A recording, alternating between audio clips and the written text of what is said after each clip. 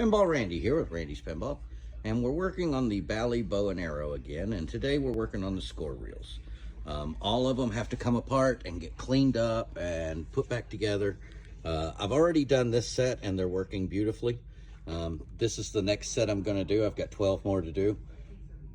Everything's going to come apart. All the plastic bits, with the exception of the reels, are going to go into my ultrasonic cleaner over there. The reels, I'll clean those by hand. They're a little too delicate for the chemicals that I use. And then when I'm done, they'll all spin like new again.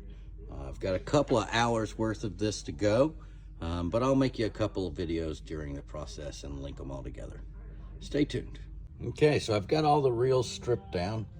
I didn't make video of it because it's too difficult to manage the camera while I'm pulling all these little parts off.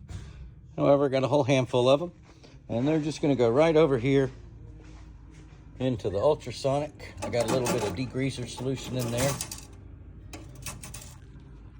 and then I'll fire that up. Now, of course, I'm not going to do it right this second because it messes with the phone, causes a lot of static, so stay tuned. These are some of the score reels. Now, they'll actually clean up pretty nicely, but you'll notice that the 9, 8, 7 on each reel is a lot dirtier than everything else. That's because they sit at 0 most of the time, and the bulb attracts a lot of dirt to the 9, 8, 7 that sits above it. So as you can see, those cleaned up really nicely.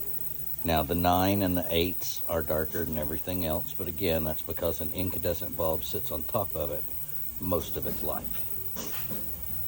And if you look real close right here, you can see how delicate the paint is. The 8's starting to come off just a little bit. It's got some scratches on it.